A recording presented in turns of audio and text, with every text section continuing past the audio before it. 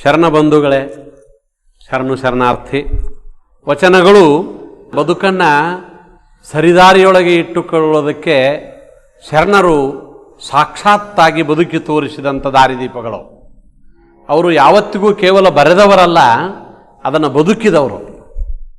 ಶರಣರು ಯಾಕೆ ವಚನಗಳನ್ನು ನಿರೂಪಣೆ ಮಾಡಿದರು ಅನ್ನುವಂತಹ ಪ್ರಶ್ನೆಯನ್ನು ಎತ್ತಿಕೊಂಡಂಥ ಚನ್ನಬಸವಣ್ಣನವರು ತಮ್ಮ ಒಂದು ಮಾತಿನೊಳಗೆ ಹೇಳ್ತಾರೆ, ಅವು ಕೇವಲ ಮಾತುಗಳಲ್ಲ, ಅವು ವಚನಗಳಲ್ಲ, ಅವುಗಳು ದೇವಲೋಕ ಮರ್ತ್ಯಲೋಕಕ್ಕೆ ಬಟ್ಟೆ ಕಾಣಿಭೋ. ಮರ್ತ್ಯದ ಮಹಾಮನೆ ಹಾಳಾಗಬಾರದೆಂದು ಗೀತ ಮಾತೆಂಬ ಜ್ಯೋತಿಯನ್ನೇ ಬೆಳಗಿಟ್ಟು ಹೋದರು ನಮ್ಮ ಶರಣರು. ಮರ್ತ್ಯಲೋಕ ಸ್ವರ್ಗಲೋಕಕ್ಕೆ ಬಟ್ಟೆ ಕಾಣಿಭೋ ಅನ್ನುವ ಮಾತನ್ನು ಚನ್ನಬಸವಣ್ಣನವರು ಹೇಳ್ತಾರೆ. ಆದ್ದರಿಂದ ಇವತ್ತು ವಚನಗಳನ್ನು, ವಚನ ಸಾಹಿತ್ಯವನ್ನು ನಾವು ಒಂದು ನಿರ್ವಚನದ ಮೂಲಕ ಸ್ಪಷ್ಟವಾಗಿ ಅದನ್ನು ಅರ್ಥ ಮಾಡ್ಕೊತೀವಿ ಅಂತ ಹೇಳೋದು ಬಹಳ ದೊಡ್ಡ ತಪ್ಪಿನ ಮಾತಾಗ್ತದೆ.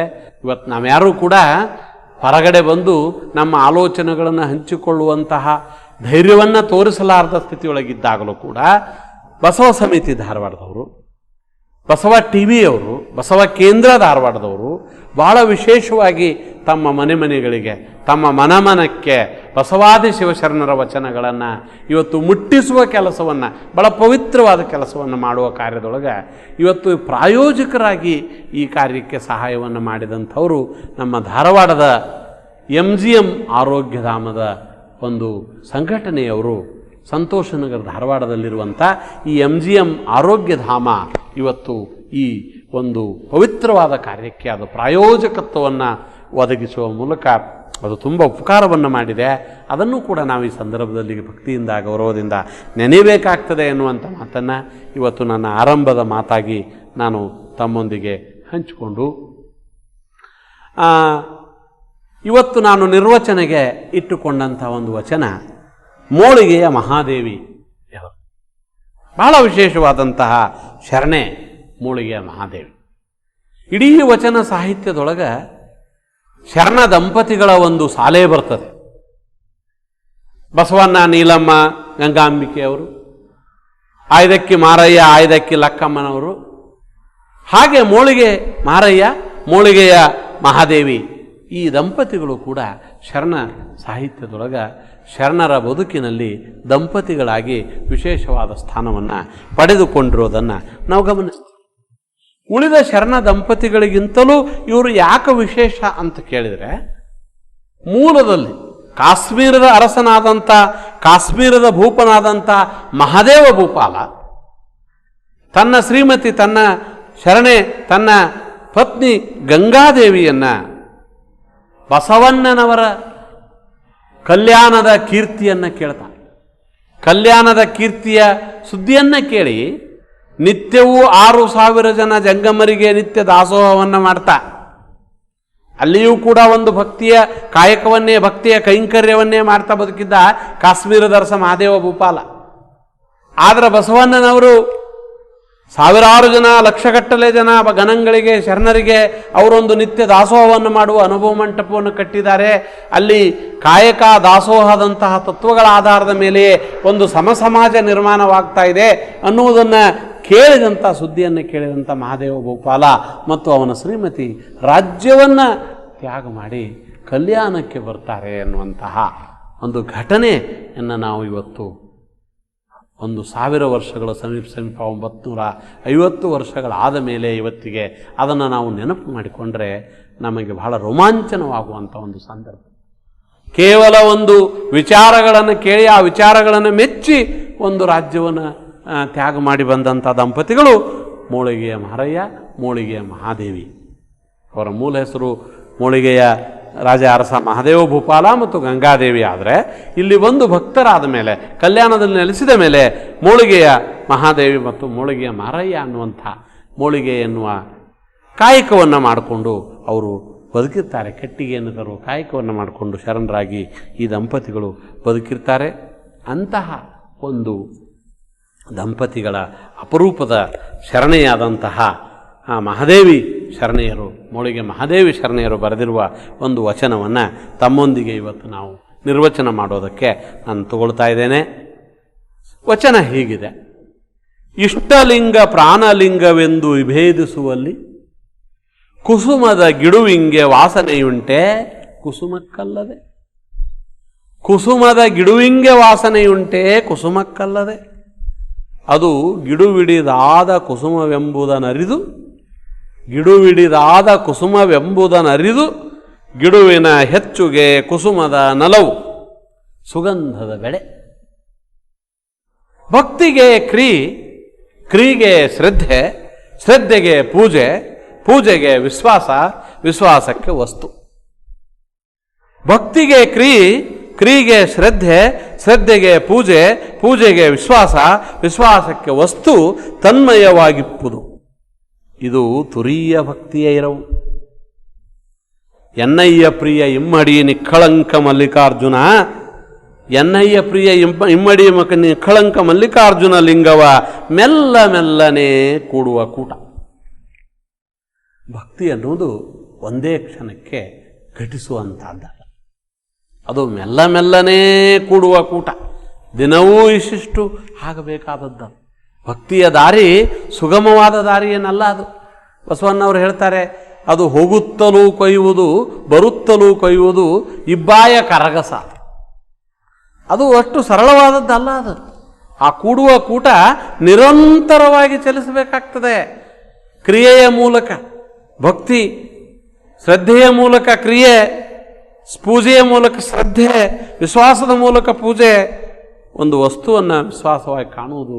ಹೀಗೆ ನಮ್ಮ ಪೂಜೆ ನಡೆದುಕೊಂಡು ಬರಬೇಕಾದಂಥ ಒಂದು ರೀತಿಯನ್ನು ಇಲ್ಲಿ ಮೋಳಿಗೆಯ ಮಹಾದೇವಿಯವರು ಚರ್ಚಿಸುವಂಥ ಒಂದು ಮಾತನ್ನು ಹೇಳ್ತಾ ಅವರು ಸ್ಪಷ್ಟವಾಗಿ ಇಲ್ಲಿ 3 ಮಹತ್ವದ ವಿಚಾರಗಳನ್ನು ವಚನ ನಮಗೆ ಸ್ಪಷ್ಟಪಡಿಸಿಕೊಳ್ತಾರೆ. ಮೊದಲು, ಭಕ್ತನಾದವನು ಇಷ್ಟಲಿಂಗ ಪ್ರಾಣಲಿಂಗ ಎನ್ನುವ ವಿಭೇದವನ್ನು ಮಾಡುವುದನ್ನು ಬಿಡಬೇಕು. ಇಷ್ಟಲಿಂಗ ಬೇರೆ ಪ್ರಾಣಲಿಂಗ ಬೇರೆ ಅಂತ ಅನ್ನುವುದನ್ನು ನಾವು ಮೊದಲು ಬಿಡಬೇಕಂತ. ಇಷ್ಟಲಿಂಗ ಪ್ರಾಣಲಿಂಗವೆಂದು ವಿಭೇದಿಸುವಲ್ಲಿ ಮೊದಲು ಈ ಭೇದವನ್ನು ಮಾಡುವುದನ್ನು ಬಿಡಬೇಕು ಅನ್ನುವುದನ್ನು ಶರಣರು, ಲಿಂಗದಲ್ಲಿ ಇಷ್ಟಲಿಂಗ ಪ್ರಾಣವಿಲ್ಲ ಲಿಂಗವೆಂಬ ವ್ಯತ್ಯಾಸ ಇಲ್ಲ ಅನ್ನುವುದನ್ನು ಹೇಳ್ತಾ ಇಲ್ಲೊಂದು ಬಹಳ ಸುಂದರವಾದ ರೂಪಕವನ್ನು, ಉಪಮೆಯನ್ನು ವಚನ ನಮಗೆ ತಂದು ಕೊಡ್ತಾರೆ. ಒಂದು ವಚನದ ನಾನು 4ನೇ ದಿನದ 3ನೇ ದಿನದ ವಚನ ವಿವೇಚನೆ ಮಾಡುವಾಗ ನಾನು ಶರಣರ ಒಂದು ಆಲೋಚನೆಯನ್ನು ಕುರಿತು ಮಾತಾಡ್ತಾ ಒಂದು ಮಾತನ್ನು ಹೇಳಿದ್ದೆ. ಏನು ಅಂದರೆ, ಶರಣರು ಲೌಕಿಕದ ಉದಾಹರಣೆಗಳನ್ನು ಹೇಳ್ತಾ ನಮಗೆ ಅಲೌಕಿಕದ ನಮ್ಮ ಅನುಭವಕ್ಕೆ ಬಾರದಂತಿರುವಂಥ ವಿಚಾರಗಳನ್ನು ಅವರು ಸ್ಪಷ್ಟಪಡಿಸೋ ಪ್ರಯತ್ನವನ್ನು ಮಾಡ್ತಾರೆ ಅಂತ. ಇಲ್ಲಿಯೂ ಕೂಡ ಅಂಥದ್ದೇ ಒಂದು ಪ್ರಯತ್ನ. ಏನಂದರೆ, ಗಿಡದೊಳಗೆ ಹೂ ಬಿಡುತ್ತದೆ. ನಮಗೆ ಒಂದು ಸುಂದರವಾದ ಉದಾಹರಣೆಯನ್ನು ಇಲ್ಲಿ ಮಹಾದೇವಿಯವರು ನಮಗೆ ಮೋಳಿಗೆಯ ಮಹಾದೇವಿ ಶರಣೆ ಕೊಡ್ತಾರೆ. ಗಿಡದಲ್ಲಿ ಹೂವು ಬಿಡ್ತದೆ, ಹೂವಿಗೆ ವಾಸನೆ ಇರ್ತದೆ ಹೊರತು ಗಿಡಕ್ಕೆ ವಾಸನೆ ಇರೋದಿಲ್ಲ. ಹೂವಿಗೆ ವಾಸನೆ ಇರ್ತದೆ, ಹೂವು ಸುಗಂಧದ ಬೆಳೆ ಆಗ್ತದೆ. ಆದ್ರೆ ಆ ಹೂವನ್ನು ನಾವು ಮೆಚ್ತೀವಿ, ಗಿಡವನ್ನು ನಾವು ಕನಿಷ್ಠ ಅನ್ನಬಾರದು. ಕುಸುಮ ವಾಸನೆಯನ್ನು ಹೊಂದಿರುವಂಥ ಕುಸುಮವೇ ಶ್ರೇಷ್ಠ, ಗಿಡ ಕನಿಷ್ಠ ಅಂತ ನಾವು ಯಾವತ್ತೂ ಅನ್ಕೋಬಾರ್ದು ಅಂತಾರವರು. ಯಾಕಂದರೆ ಕುಸುಮ ಬಂದದ್ದು ಗಿಡದಿಂದ, ಗಿಡದ ಮೂಲದಿಂದ ಹೂವು ಬಂದಿದೆ ಹೊರತು, ಗಿಡದ ಕಾರಣಕ್ಕಾಗಿ ಹೂವಿಗೆ ವಾಸನೆ ಬಂದಿದೆಯೇ ಹೊರತು, ಗಿಡದಿಂದ ಹೂವು ಬೆಳೆದಿದೆ ಹೊರತು ಸ್ವತಂತ್ರವಾಗಿ ಹೂವು ಬೆಳೆದಿಲ್ಲ. ಹಾಗಾಗಿ ಗಿಡವನ್ನು ನಾವು ಯಾವತ್ತಿಗೂ ಕೂಡ ಅಲಕ್ಷ್ಯ ಮಾಡಬಾರ್ದು. ಯಾಕೆ ಈ ಉದಾಹರಣೆಯನ್ನು ತಗೊಂಡು ಬಂದರು ಮಹಾದೇವಿ ಶರಣರು ಅಂದರೆ, ಇಷ್ಟಲಿಂಗವನ್ನು ಪ್ರಾಣಲಿಂಗವೇ ಶ್ರೇಷ್ಠ ಅಂತ ಭಾವಿಸಿದ ಶರಣ ಇಷ್ಟಲಿಂಗವನ್ನು ಕನಿಷ್ಠ ಅಂತ ಭಾವಿಸಬಾರದು. ಇಷ್ಟಲಿಂಗದ ಮೂಲಕ ಪ್ರಾಣಲಿಂಗ ಪ್ರಾಪ್ತವಾಗ್ತದೆ. ಪ್ರಾಣಲಿಂಗ ನಂತರದಲ್ಲಿ ಮೊದಲು ಕೊಟ್ಟದ್ದು ಗುರು ಕೊಟ್ಟ ಇಷ್ಟಲಿಂಗ. ಆ ಇಷ್ಟಲಿಂಗವನ್ನು ಆರಾಧನೆ ಮಾಡ್ತಾ ಮಾಡ್ತಾ ಮಾಡ್ತಾ ಪ್ರಾಣಲಿಂಗದ ಸಾಧನೆಯನ್ನು ನಾವು ಸಾಧಿಸ್ಕೊಳ್ತೀವಿ. ಹಾಗಾಗಿ ಇಷ್ಟಲಿಂಗ ಕನಿಷ್ಠ ಅಂತ ಅನ್ನಬಾರ್ದು. ಕನಿಷ್ಠ ಅಂತ ಅಂದೀವಂದ್ರೆ ಕುಸುಮ ಶ್ರೇಷ್ಠ ಗಿಡ ಕನಿಷ್ಠ ಅನ್ನಂಗೆ ಆಗ್ತದೆ. ಕುಸುಮ ಶ್ರೇಷ್ಠ ಗಿಡ ಕನಿಷ್ಠ ಅನ್ನಂಗೆ ಆಗ್ತದೆ. ಯಾವತ್ತೂ ಆಗಲ್ಲ. ಅದು ಗಿಡವಿಡಿದು ಆದುದು. ಕುಸುಮವೆಂಬುದು ಗಿಡವಿಡಿದು ಆದುದು ಗಿಡುವಿನ ಹೆಚ್ಚುಗೆ. ಅದು ಕುಸುಮವನ್ನು ಕೊಡುವ ಮೂಲಕ ಹೆಚ್ಚುಗೆ ಅಂದ್ರೆ ಕೀರ್ತಿ, ಹೆಚ್ಚುಗೆ ಅಂದ್ರೆ ಅದು ಪ್ರಸಿದ್ಧಿ. ಗಿಡಕ್ಕೆ ಪ್ರಸಿದ್ಧಿ ಆಗೋದು, ಪ್ರಸಿದ್ಧಿ ಗಿಡ ಪಡೋದು, ಕೀರ್ತಿಯನ್ನು ಪಡೋದು ತನ್ನ ಕುಸುಮದ ಮೂಲಕ, ಸುಗಂಧದ ಬೆಳೆಯ ಮೂಲಕ. ಆದ್ದರಿಂದ ಅವ್ರು ಹೇಳ್ತಾರೆ, ಇಷ್ಟಲಿಂಗ ಪ್ರಾಣಲಿಂಗಗಳ ನಡುವೆ ನಾವು ಅಂತರವನ್ನು ತರಬಾರದು, ಗಿಡ ಮತ್ತು ಹೂವಿನ ನಡುವೆ ಅಂತರವನ್ನು ತರಬಾರದು. ಹಾಗಾದರೆ ಆ ಒಬ್ಬ ನಿಖಳಂಕ ಮಲ್ಲಿಕಾರ್ಜುನ ದೈವವನ್ನು ಕೂಡುವುದಕ್ಕೆ ಒಂದು ಆ ಭಕ್ತಿಯ ದಾರಿ, ಮೆಲ್ಲನೆ ಕೂಡುವ ಕೂಟ ಹೇಗಿದೆ ಅದು? ಅದನ್ನು ಚರ್ಚಿಸ್ತಾ 4 ಹಂತಗಳನ್ನು ಇಲ್ಲಿ ಮಹಾದೇವಿ ಶರಣರು ಹೇಳ್ತಾರೆ. ಕ್ರಿಯೆಗೆ, ಭಕ್ತಿಗೆ ಕ್ರಿಯೆಗೆ ಶ್ರದ್ಧೆ, ಶ್ರದ್ಧೆಗೆ ಪೂಜೆ, ಪೂಜೆಗೆ ವಿಶ್ವಾಸ, ವಿಶ್ವಾಸಕ್ಕೆ ವಸ್ತು. ಬಹಳ ವಿಶಿಷ್ಟವಾದಂಥ ಒಂದು ಶೈಲಿಯನ್ನು ವಚನ ಬರೆಯುವಾಗ ವಚನಕಾರ್ತಿ ವಚನ ರಚಿಸುವಾಗ ಬಳಸ್ತಾರೆ. ಯಾವುದು ಆರಂಭದಲ್ಲಿ ಆಗ್ತದೆಯೋ ಅದನ್ನು ಕೊನೆಗಿಡ್ತಾರೆ, ಯಾವುದು ಕೊನೆಗಿದೆಯೋ ಅದನ್ನು ಮೊದಲು ತರ್ತಾರೆ. ಭಕ್ತಿ ಕೊನೆಯ ಅದು ಪ್ರಾರಂಭ ಆಗಬೇಕಾದ್ರೆ ಅದು ಯಾವುದರಿಂದ ಆರಂಭ ಆಗ್ತದೆ ಅಂದರೆ, ನಮ್ಮ ಕಣ್ಣು ಮುಂದೆ ಒಂದು ವಸ್ತು ಇರ್ತದೆ. ಆ ವಸ್ತುವನ್ನು ನೋಡ್ತಾ ನೋಡ್ತಾ ವಸ್ತುವಿನ ಮೇಲೆ ನಮಗೆ ವಿಶ್ವಾಸ ಬೆಳೆಯಕ್ಕೆ ಶುರು ಆಗ್ತದೆ. ಗಮನಿಸ್ಬೇಕು ನಾವು. ಒಂದು ವಸ್ತು ಇರ್ತದೆ, ಆ ವಸ್ತುವನ್ನು ನೋಡ್ತಾ ನೋಡ್ತಾ ನೋಡ್ತಾ ನಮಗೆ ಆ ವಸ್ತುವಿನ ಮೇಲೆ ವಿಶ್ವಾಸ ಬೆಳೆಯಕ್ಕೆ ಶುರು ಆಗ್ತದೆ. ವಿಶ್ವಾಸ ಬೆಳೀತಾ ಬೆಳೀತಾ ಬೆಳೀತಾ ಆ ವಸ್ತುವನ್ನು ನಾವು ಆರಾಧಿಸಬೇಕು, ಅದನ್ನು ಸ್ತುತಿಸಬೇಕು, ಅದನ್ನು ಪೂಜೆ ಮಾಡಬೇಕು ಅನ್ನುವ ಮನೋಭಾವ ನಮ್ಮಲ್ಲಿ ಹುಟ್ಟಿ ಆ ವಿಶ್ವಾಸವೇ ಪೂಜೆಗೆ ಕಾರಣವಾಗ್ತದೆ. ಪೂಜೆ ನಮ್ಮಲ್ಲಿ ಶ್ರದ್ಧೆಯನ್ನು ಮೂಡಿಸ್ತದೆ, ಶ್ರದ್ಧೆ ಕ್ರಿಯೆಗೆ ಕಾರಣವಾಗ್ತದೆ, ಕ್ರಿಯೆ ಭಕ್ತಿಯಾಗಿ ಮಾರ್ಪಾಡಾಗ್ತದೆ. ಈ ಒಂದು ಏನು ಒಂದು ಕೂಟ ಇದೆ, ಕೂಡುವ ಒಂದು ಕ್ರಮ ಇದೆ. ಈ ಕ್ರಮವನ್ನು ಮಹಾದೇವಿ ಶರಣೆ ಅದನ್ನು ತಾನು ಆರಂಭದಿಂದ ಹೇಳಲಾರದೆ ಅಂತ್ಯದಿಂದ ತಗೊಂತಾಳೆ. ಭಕ್ತಿಗೆ ಕ್ರಿಯೆಗೆ ಶ್ರದ್ಧೆ, ಶ್ರದ್ಧೆಗೆ ಪೂಜೆ, ಪೂಜೆಗೆ ವಿಶ್ವಾಸ, ವಿಶ್ವಾಸಕ್ಕೆ ವಸ್ತು, ತನ್ಮಯವಾಗಿಪ್ಪುದು. ಇದು ತುರೀಯ ಭಕ್ತಿಯ ಇರವು. ಇದೇ ಭಕ್ತಿಯ ಶ್ರೇಷ್ಠತೆಯ.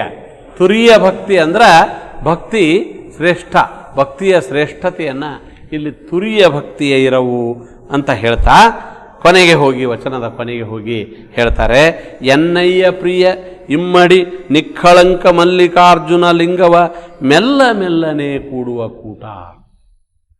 ಈ ರೀತಿಯಾಗಿ ನಮ್ಮ ಭಕ್ತಿ ಅಂದ್ರೆ ವಸ್ತುವಿನಿಂದ ವಿಶ್ವಾಸ, ವಿಶ್ವಾಸ ಪೂಜೆ, ಪೂಜೆಯು ಶ್ರದ್ಧೆ, ಶ್ರದ್ಧೆಯು ಕ್ರಿಯೆಯು ಭಕ್ತಿ ಆಗುವುದು ಇದೆಯಲ್ಲ, ಈ ಕೂಡುವ ಕೂಟವನ್ನು ನಾವು ನಡೆಸಿಕೊಂಡು ಬರಬೇಕು ಅನ್ನುವುದನ್ನು 2ನೆಯ ಭಾಗದಲ್ಲಿ ಮೋಳಿಗೆ ಮಹಾದೇವಿ ಹೇಳ್ತಾರೆ.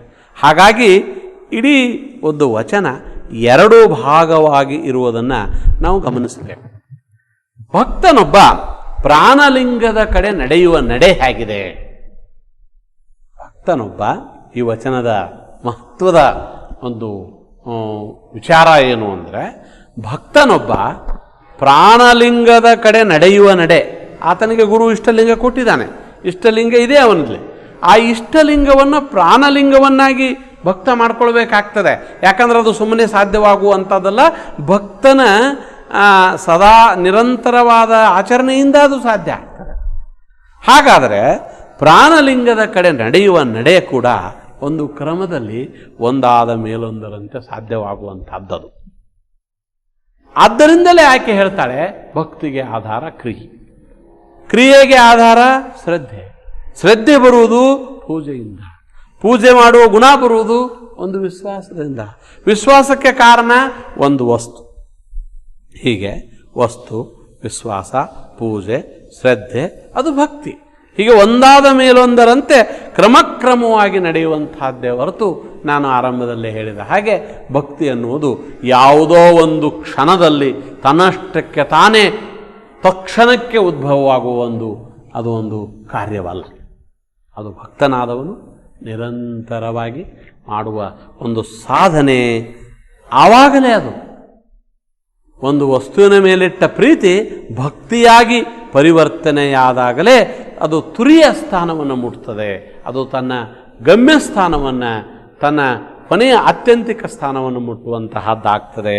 ಆ ತುರಿಯ ಭಕ್ತಿಯ ಇರವು ಎನ್ನುವ ಮಾತು ನಮಗಿದಕ್ಕೆ ಹೇಳ್ತದೆ. ಅದಕ್ಕೆ ವಚನದ ಕೊನೆಯಲ್ಲಿ ವಚನಕಾರ್ತಿ ಏನು ಬಹಳ ಸ್ಪಷ್ಟವಾಗಿ ಹೇಳ್ತಾಳೆ, ಎನ್ನಯ್ಯ ಪ್ರಿಯ ಇಮ್ಮಡಿ ನಿಕ್ಕಳಂಕ ಮಲ್ಲಿಕಾರ್ಜುನ ಲಿಂಗವ ಮೆಲ್ಲ ಮೆಲ್ಲನೆ ಕೂಡುವ ಕೂಟ ಅಂತ ಅದನ್ನು ಬಣ್ಣಿಸ್ತಾಳೆ. ಇಡೀ ವಚನವನ್ನು ಪರಿಭಾವನೆ ಮಾಡುವಾಗ ನಮಗೆ ವಚನದೊಳಗೆ 2 ಭಾಗದವ ಅಂತ ನಾನು ನಿಮಗೆ ಸ್ಪಷ್ಟ ಮಾಡಿದೆ. ಮೊದಲೇ ಭಾಗ ಲಿಂಗ, ಅದು ಯಾವುದೇ ಆಗಿದ್ರೂ ಕೂಡ ಅದು ಇಷ್ಟಲಿಂಗವೋ ಪ್ರಾಣಲಿಂಗವೋ ಅಲ್ಲಿ ನಾವು ಅಂತರವನ್ನು ತರಬಾರದು, ಇಷ್ಟಲಿಂಗ ಪ್ರಾಣಲಿಂಗಗಳ ನಡುವೆ ವಿಭೇದವನ್ನು ತರುವುದು ಸರಿಯಲ್ಲ ಅಂಥೇಳಿ ಮೂಳಿಗೆಯ ಮಹಾದೇವಿಯವರು ಮೊದಲ ಭಾಗದೊಳಗೆ ಹೇಳ್ತಾ, ಅದನ್ನು ಇಷ್ಟಲಿಂಗ ಪ್ರಾಣಲಿಂಗಗಳ ನಡುವಿನ ಒಂದು ಸಂಬಂಧವನ್ನು ಸ್ಪಷ್ಟಪಡಿಸುವುದಕ್ಕಾಗಿಯೇ ಗಿಡದ ಉದಾಹರಣೆಯನ್ನು ತೊಗೊಂಡು ಬರ್ತಾರೆ. ಒಂದು ಗಿಡದಲ್ಲಿ ಕುಸುಮ ಇರ್ತದೆ, ಕುಸುಮ ಬಹಳ ಶ್ರೇಷ್ಠವಾದ ವಾಸನೆಯನ್ನು ಪಡ್ಕೊಂಡು ಜಗತ್ತಿನ ಎಲ್ಲ ರಸಿಕರ ಗಮನವನ್ನು, ಎಲ್ಲ ಏನು ಕುಸುಮವನ್ನು ಆರಾಧಿಸುವವರಿದ್ದಾರೆ, ಆ ಕುಸುಮವನ್ನು ಅತ್ಯಂತ ಶ್ರೇಷ್ಠ ಅನ್ನೋರಿರ್ತಾರೆ, ಅವರೆಲ್ಲರ ಗಮನವನ್ನು ಕುಸುಮ ಸೆಳೀತದೆ. ಎಲ್ಲರೂ ಕುಸುಮವನ್ನು ಹೊಗಳ್ತಾರೆ ಹೊರತು ಗಿಡವನ್ನು ಹೊಗಳೋದಿಲ್ಲಲ್ಲ. ಹಾಗಾಗಿ ಗಿಡವನ್ನು ಅಲಕ್ಷ್ಯ ಮಾಡ್ತೀವಲ್ಲ ನಾವು, ಗಿಡವನ್ನು ಅಲಕ್ಷ್ಯ ಮಾಡೋದು ಕೂಡ ತಪ್ಪು ಅಂತ. ಅದು ಹೇಗೆ ತಪ್ಪು ಅಂತ ಕೇಳಿದರೆ, ಪ್ರಾಣಲಿಂಗ ಶ್ರೇಷ್ಠ ಇಷ್ಟಲಿಂಗ ಕನಿಷ್ಠ ಅಂತ ನಾವು ಭಾವಿಸ್ತೀವಲ್ಲ, ಅದಕ್ಕೆ ಅದು ಸಮ ಆಗುತ್ತೆ. ಆದ್ದರಿಂದ ಕುಸುಮ ಗಿಡಗಳ ಸಂಬಂಧವನ್ನು ವಿವರಿಸ್ತಾ, ಕುಸುಮ ಗಿಡಗಳ ಸಂಬಂಧವನ್ನು ವಿವರಿಸ್ತಾ, ಅವುಗಳ ನಡುವಿನ ಮೂಲದ ಸಂಬಂಧವನ್ನು ವಿವರಿಸ್ತಾ, ಇಷ್ಟಲಿಂಗ ಪ್ರಾಣಲಿಂಗಗಳನ್ನು ಆಕೆ ಅದರ ಸಂಬಂಧವನ್ನು ಸ್ಪಷ್ಟಪಡಿಸುವುದಕ್ಕೆ ಪ್ರಯತ್ನ ಮಾಡುವುದನ್ನು, ವಚನ ಕಾರ್ತಿಯ ವಚನ ಕಟ್ಟುವ ಒಂದು ಸೌಂದರ್ಯವನ್ನು ನಾವಿಲ್ಲಿ ಗಮನಿಸಬೇಕು. ಆ ವಚನ ಕಟ್ಟುವ ಶ್ರೇಷ್ಠತೆಯನ್ನು ನಾವಿಲ್ಲಿ ಗಮನಿಸಬೇಕು. ಮೂಳಿಗೆಯ ಮಹಾದೇವಿ ಅತ್ಯಂತ ಶ್ರೇಷ್ಠವಾದ ಆಲೋಚನೆಯನ್ನು ಮಾಡುವ ಒಂದು ಪ್ರಯತ್ನವನ್ನು ಇಲ್ಲಿ ಮಾಡ್ತಾರೆ. ಹಾಗಾಗಿ ಕೊನೆಗೆ 2ನೇ ಭಾಗದೊಳಗೆ ಅವರು ಸ್ಪಷ್ಟವಾಗಿ ಏನು ಹೇಳ್ತಾರೆ ಅಂತ ಕೇಳಿದರೆ, ನಮ್ಮ ವಿಶ್ವಾಸ ಶ್ರದ್ಧೆಗಳು ಭಕ್ತಿಯಾಗಿ ಪರಿವರ್ತನೆಯಾಗಬೇಕು. ನಮ್ಮ ವಿಶ್ವಾಸ ಶ್ರದ್ಧೆಗಳು ಭಕ್ತಿಯ ಕ್ರಿಯೆಯಾಗಿ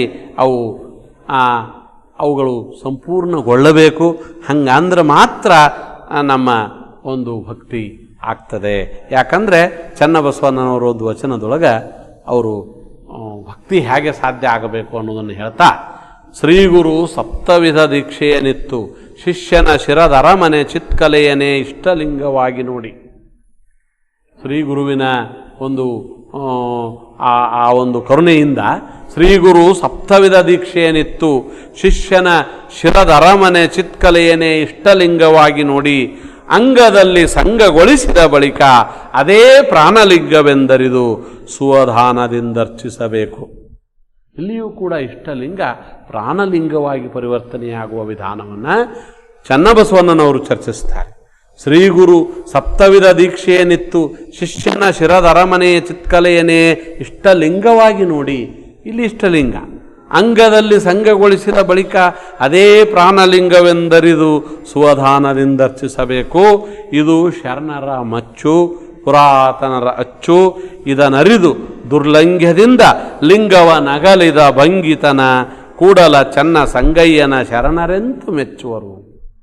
ಹೀಗೆ ಇಷ್ಟಲಿಂಗವೇ ಪ್ರಾಣಲಿಂಗ ಅಂತ ತಿಳಿಯಲಾರದೆ ಆ ಇಷ್ಟಲಿಂಗವನ್ನು ಅಗಲುವವರನ್ನು ಶರಣರು ಎಂತು ಮೆಚ್ಚೋದಕ್ಕೆ ಸಾಧ್ಯ ಎನ್ನುವ ಪ್ರಶ್ನೆಯನ್ನು ಚನ್ನಬಸವಣ್ಣನವರು ಇಲ್ಲಿ ಎತ್ತಿಕೊಳ್ಳುವ ಮೂಲಕ ಮೂಳಿಗೆಯ ಮಹಾದೇವಿಯವರ ವಚನಕ್ಕೆ ಒಂದು ಸಂಪೂರ್ಣವಾಗಿ ಸಂವಾದಿಯಾಗಿರುವಂಥ ವಿಚಾರವನ್ನು, ಶರಣರು ಯಾವ ಅರ್ಥದಲ್ಲಿ ಶ್ರೇಷ್ಠತೆಯನ್ನು ಸಾಧಿಸಿದವರಾಗಿದ್ದರು ಅನ್ನುವುದಕ್ಕೆ ಮೂಳಿಗೆ ಮಹಾದೇವಿಯವರ ಬದುಕು ಬಹಳ ಶ್ರೇಷ್ಠವಾದ ಉದಾಹರಣೆ. ಅರಸನಾದಂಥ ಮಹಾದೇವ ಭೂಪಾಲನು ತಪ್ಪಿದಾಗ ಗಂಡನನ್ನು ತಿದ್ದುವ ಕೆಲಸವನ್ನು ಮಾಡಿದಂಥ ಒಬ್ಬ ಶ್ರೇಷ್ಠ ವಿಚಾರವಂತೆ ಶರಣೆಯಾಗಿ ಮಹಾದೇವಿ ನಮಗೆ ಶರಣ ಸಾಹಿತ್ಯದಲ್ಲಿ ಕಾಣಿಸ್ತಾರೆ. ದುಗ್ಗಳೆಯನ್ನು ವರ್ಣಿಸ್ತಾ ದಾಸಿಮಯ್ಯನವರು, ತಮ್ಮ ಪತ್ನಿ ದುಗ್ಗಳೆಯನ್ನು ವರ್ಣಿಸ್ತಾ ದಾಸಿಮಯ್ಯನವರು ಇದೇ ಭಾವವನ್ನು ತಾಳುವುದನ್ನು ನಾವು ನೋಡ್ತೀವಿ. ಯಾಕಂದರೆ ದಾಸಿಮಯ್ಯ ದುಗ್ಗಳೆಯ ಬಗ್ಗೆ ಬರಿತಾ ಒಂದು ವಚನವನ್ನು ಹೇಳ್ತಾನೆ. ಬಂದುದನರಿದು ಬಳಸುವಳು, ತಂದುದ ಪರಿಣಾಮಿಸುವಳು, ಬಂಧುಗಳ ಮರೆಸುವಳು, ಇದ ಕಾರಣ ದುಗ್ಗಳೆಯ ತಂದು ಬದುಕಿದನು ಕಾಣ ರಾಮನಾಥ. ನಾನು ಬದುಕಿದ್ದೇ, ನನ್ನ ಬದುಕು ಅದು ಸಂಪನ್ನವಾದದ್ದೇ, ಅದು ಶ್ರೇಷ್ಠವಾದದ್ದೇ ದುಗ್ಗಳೆಯನ್ನು ತಂದ ಮೇಲೆ ಅನ್ನುವ ಮಾತನ್ನು ದಾಸಿಮಯ್ಯನವರು ಹೇಳಿದ ಹಾಗೆ ಮಹಾದೇವಿಯವರು ಕೂಡ ಮುಳುಗೆಯ ಮಹಾದೇವಿಯವರು ಕೂಡ ಮಹಾದೇವ ಭೂಪಾಲನಿಗೆ ಆತ ಒಮ್ಮೆ ಯಾವುದೋ ಒಂದು ಆವೇಗದೊಳಗೆ ನಾನು ಬಸವಣ್ಣನವರ ಸಂಪೂರ್ಣವಾದಂತಹ ಆ ಒಂದು ಕಲ್ಯಾಣ ಕ್ರಾಂತಿಯ ನಂತರ ನಾನೂ ಕೈಲಾಸಕ್ಕೆ ಹೋಗ್ತೇನೆ ಅಂತ ಆತ ಹೊರಟು ನಿಂತಾಗ ಬಹಳ ಸ್ಪಷ್ಟವಾದ ಒಂದು ಪ್ರಶ್ನೆಯನ್ನು ಗಂಡನಿಗೆ ಮಹಾದೇವಿ ಕೇಳ್ತಾಳೆ. ಕೈಲಾಸಕ್ಕೆ ಭಕ್ತಿ ಮಾಡಿ ಹೋಗುವೆನೆಂದಡೆ ಅದೇನು ಕೂಲಿ ಕೊಟ್ಟು ಪಡೆಯುವಂತಹ ಒಂದು ಜಾಗವೇ ಎನ್ನುವ ಪ್ರಶ್ನೆಯನ್ನು ಆಕೆ ಮಾಡುವ ಮೂಲಕ ಮಾಡಿದ ಭಕ್ತಿಗೆ ಕೈಲಾಸಕ್ಕೆ ಹೋದಹೇನೆಂದರೆ ಕೈಲಾಸವೇನು ಕೈಕೂಲಿಯೇ ಎನ್ನುವ ಪ್ರಶ್ನೆಯನ್ನು ಮಾಡ್ತಾ ಗಂಡನಿಗೆ ಬಂದಂಥ ಅಜ್ಞಾನವನ್ನು ತೆಗೆದುಹಾಕುವಂಥ ಕಳೆಯುವಂಥ ಒಂದು ಕೆಲಸವನ್ನು ಆಕೆ ಮಾಡ್ತಾಳೆ. ಹಾಗಾಗಿ ಮಹಾದೇವಿ ಅಕ್ಕ ಮೋಳಿಗೆಯ ಮಹಾದೇವಿ ಎನ್ನುವ ಶರಣೆ ತನ್ನ ವಿಚಾರಗಳಲ್ಲಿ ಅತ್ಯಂತ ಸ್ಪಷ್ಟವಾಗಿದ್ಲು.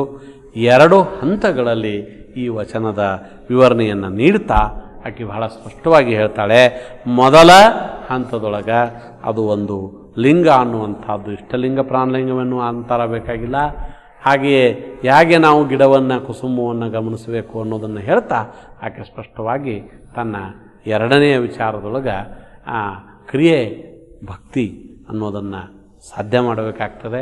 ಅದಕ್ಕೆ ವಿಶ್ವಾಸ, ಅದಕ್ಕೆ ಪೂಜೆ, ಅದಕ್ಕೊಂದು ಆರಾಧನೆ ವಸ್ತು ಬೇಕಾಗ್ತದೆ. ಇವನ್ನು ಇಟ್ಕೊಂಡೇ ನಾವು ನಿಖಳಂಕ ಮಲ್ಲಿಕಾರ್ಜುನನನ್ನು ಕೂಡಬೇಕೇ ಹೊರತು ಬೇರೆ ರೀತಿಯಿಂದ ಒಂದೇ ದಿನದೊಳಗೆ ಭಕ್ತಿ ಅನ್ನೋದು ಸಾಧ್ಯವಾಗುವುದಿಲ್ಲ. ಅದು ನಿರಂತರವಾಗಿ ನಡೆಯುವಂಥದ್ದು. ಮೆಲ್ಲನೆ ಕೂಡುವ ಕೂಟ ಬಹಳ ಸ್ಪಷ್ಟವಾಗಿ ನಾವು ಗಮನಿಸಬೇಕಾದ ಪದ.